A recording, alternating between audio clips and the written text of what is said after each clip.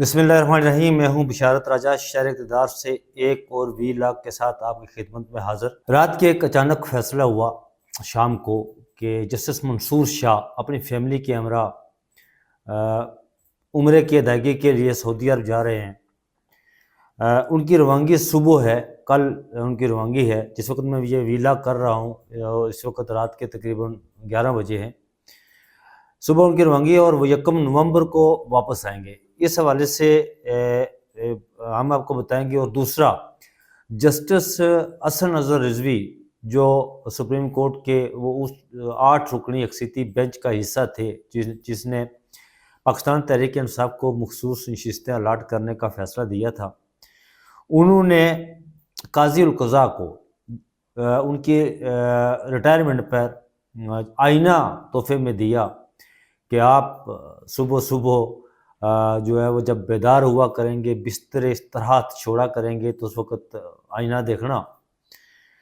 उन्होंने अपने जो एक नोट लिखा नैब अमेंडमेंट में, उसमें उन्होंने काजी उल क़ज़ा काजी फ़ाइज़ ईसा को आईना दिखाया है। वो भी उस मामले पर आपसे डिस्कस करेंगे। और फिर 2 सुप्रीम कोर्ट के जजेस के ख़िलाफ़ रेफरेंस दायर हो गया। एक रेफरेंस उस जज के ख़िलाफ़ दायर हुआ है जिससे ये कहा जा रहा है कि आईनी बेंच का वो उसको प्रिजाइड करेंगे, उसको सरबराह बनाएंगे, जस्टिस अमीनुद्दीन ख़ान और जस्टिस नईम अख्तर अफ़ग़ान के हवाले से। उस रेफरेंस में क्या है, इस हवाले से हम आपको बताएंगे। तो चलते हैं पहले ख़बर की तरफ कि जस्टिस मंसूर शाह कल सुबह, जैसे मैंने बताया, कि वो अपनी फैमिली के हमरा अपने ख़ानदान के हमरा, फैमिली ख़ानदान से मुराद उनके अपने बच्चे हैं, उनके हमरा वो उम्रे की अदायगी के लिए सऊदी अरब जा रहे हैं। Justice Mansoor Shah chief justice काजी फ़ाइज़ ईसा के जो फुल कोर्ट उनके एजाज़ में हो रहा है जुमे को 25 अक्टूबर को, उसमें वो शिरकत नहीं करेंगे। और ना ही सुप्रीम कोर्ट बार की तरफ से जो डिनर दिया जा रहा है, अलविदाई डिनर, उसमें भी वो शिरकत नहीं करेंगे। 1 नवंबर को उनकी वापसी मुतवक्को है, वो उम्रा करके वापस आएंगे पाकिस्तान। इस हवाले से जो कहा जा रहा था जी कि सुपरसीड किया गया उन्हें, जस्टिस यही आफरीदी को जब चीफ जस्टिस बनाया गया तो वो इस्तीफ़ा दे देंगे, जस्टिस मुनीब अख्तर भी इस्तीफ़ा दे देंगे। मैंने 2 रोज़ कबल वीलॉग किया था तो मैंने बताया था कि वो इस्तीफ़ा नहीं देंगे। क्यों वो इस्तीफ़ा दें? वो उनका ये कहना है कि वो सिस्टम के अंदर रहकर इस सिस्टम के ख़िलाफ़ आइन और कानून के दायरे की भी बात कर रहा हूँ, ये नहीं कि बगावत करेंगे। वो आइन और कानून के दायरे के अंदर रहते हुए इस सिस्टम के ख़िलाफ़ लड़ेंगे। वो जस्टिस, नाज़रीन आपको बता दें कि जस्टिस यही आफरीदी जो चीफ जस्टिस बने हैं सुप्रीम कोर्ट के, ये जस्टिस यही आफरीदी, जस्टिस मंसूर शाह और जस्टिस अतर मिनल्ला, ये एक लॉ फर्म चलाते थे, अफरीदी शाह मिनल्ला लॉ फर्म उसका नाम था। ये उसी लॉ फर्म में काम करते थे। तो तीनों दोस्त थे, बड़े अच्छे और गहरे दोस्त थे। तो ये जस्टिस यही आफरीदी ने पहले जो हमारी जो खबरें थी, वो खबर ये है हमारी कि उन्होंने कहा कि मुझे अगर सुपरसीड किया गया तो मैं ओहदा कबूल नहीं करूँगा। तो फिर उन्हें रजामंद किया गया कि नहीं, आप ये कबूल करेंगे। अगर आप लोगों को सुपरसीड किया गया तो जस्टिस यही आफरीदी का ये कहना था कि मैं ये नहीं लूँगा ओहदा, क्योंकि जस्टिस मंसूर शाह सीनियरिटी में पहले नंबर पर आते हैं और वही चीफ जस्टिस बनने के हकदार हैं। तो उन्होंने कहा नहीं, उन्हें रजामंद किया गया। 10 जजेस की बैठक हुई, फिर उन्हें कहा गया कि आपने जो है ना वो, अगर आपको नॉमिनेट किया जाता है चीफ जस्टिस तो आपने ओहदा कबूल करना है और चीफ जस्टिस ऑफ पाकिस्तान बनना है। तो फिर बहुत सारी ये और भी बहुत सारी चीज़ें उसमें डिस्कशन हुई, बहुत सारे मामलात हुए। वो जस्टिस यही आफरीदी हल्फ उठाने के बाद फुल कोर्ट भी बुला सकते हैं, और फुल कोर्ट बुलाकर फिर वो आइनी तरमीम के हवाले से भी जो है ना उस पर सो मोटो ले सकते हैं, और इसको स्ट्राइक डाउन भी कर सकते हैं। फिर justice Mansoor Ali Shah chief justice of Pakistan भी बन सकता है। वो इसीलिए वो सिस्टम के अंदर रहकर जो है वो उन्होंने कहा है कि हम सिस्टम के अंदर रहते हुए, आइन और कानून के दायरे के अंदर रहते हुए अपनी जिदोजहद करेंगे, स्ट्रगल करेंगे, कोशिश करेंगे। اور یہ کرنا بھی چاہیے۔ ہر جو عہدے پر بیٹھا ہوا ہے اگر وہ دیکھے کہ ملک کے اندر آئین اور قانون کی سرین خلاف ورزی ہو رہی ہے تو پھر اس عہدے دار کا یہ اسے کوشش کرنی چاہیے کہ چیزیں جو ہے وہ آئین اور قانون کے دائرے کے اندر رہتے ہوئے ہوں۔ تو جسٹس حسن اظہر رضوی کی طرف آتے ہیں۔ ناظرین آپ کو بتا دیں کہ جب چیف جسٹس قاضی فائز عیسیٰ جب کوئی فیصلہ دیتے، جب کوئی اضافی نوٹ لکھتے، جب کوئی اختلافی نوٹ لکھتے تو وہ ہمیشہ نوٹ میں جسٹس اعجاز الحسن، کئی دفعہ جسٹس اعجاز الحسن، جسٹس عمر عطا بندیال کا نام لکھے بغیر ان پر شدید تنقید کرتے، اور کئی دفعہ ایسا ہوتا کہ ان کا نام بھی لکھ دیتے۔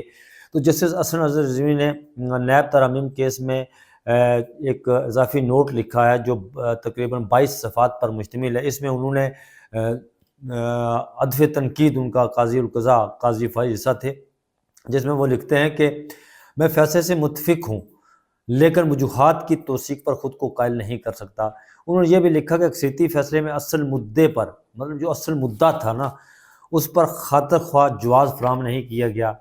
آگے چل کر وہ لکھتے ہیں کہ فیصلے میں سابق ججز کے حوالے سے غیر مناسب ریمارکس دیے گئے۔ یہ اشارہ ان کا چیف جسٹس قاضی فائز عیسیٰ کی طرف تھا۔ عدالتی وقار کا تقاضا ہے کہ اختلاف تہذیب کے دائرے میں رہ کر کیا جائے، یہ بھی اس کا اضافی نوٹ میں لکھا گیا۔ یہ بھی لکھا گیا کہ تنقید کا محور فیصلے کے قانونی اصول ہوں، نہ کہ فیصلے لکھنے والوں کی تصدیق کی جائے۔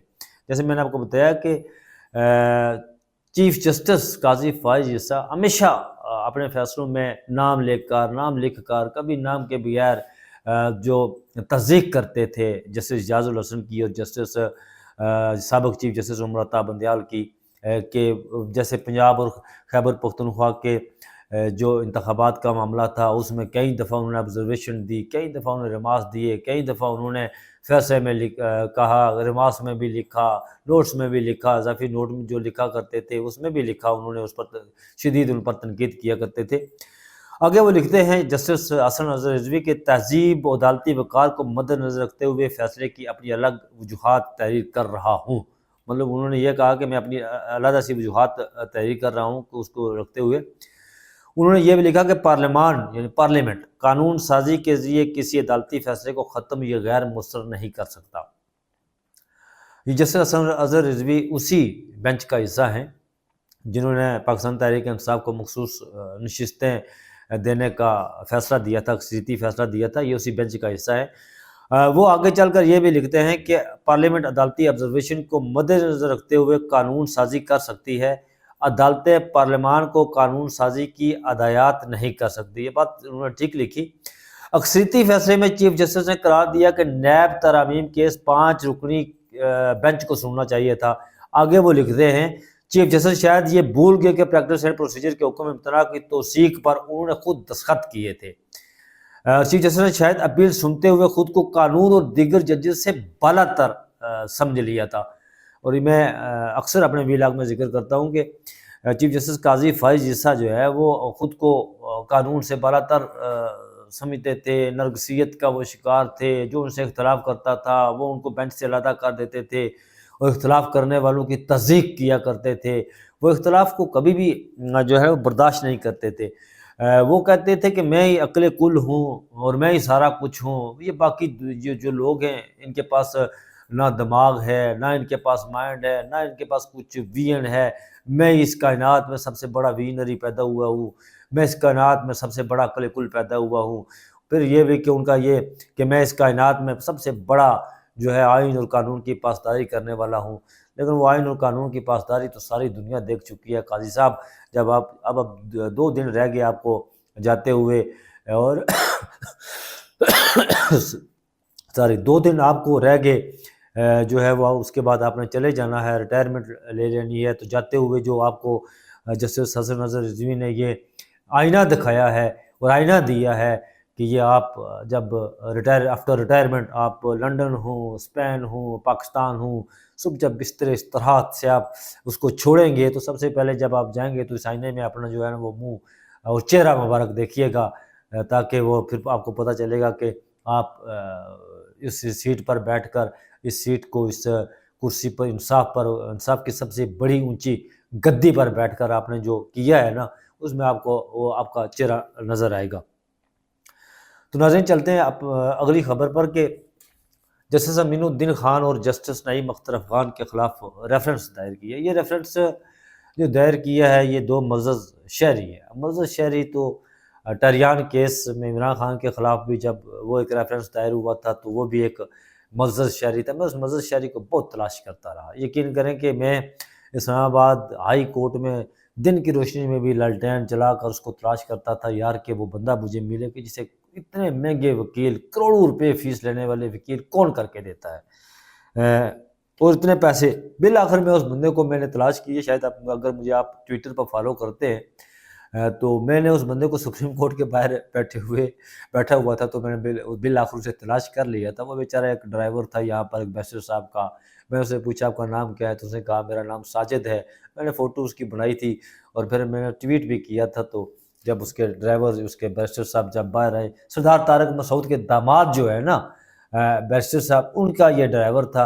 اور جو ٹریان کیس کا جو سارا ہے وہ بیرسٹر سردار طارق مسعود, جسٹس سردار طارق مسعود جو آج کا ڈھاک جج ہیں, ان کے داماد ہی سارا کچھ یہ کر رہے تھے. تو پھر جب وہ باہر آئے تو انہوں نے کہا نہیں یہ ساجد وہ نہیں ہے جی, یہ ساجد کوئی اور ہے, یہ ہمارا ڈرائیور ہے, وہ ساجد کوئی اور ہے. میں نے کہا ٹھیک ہے چلیں.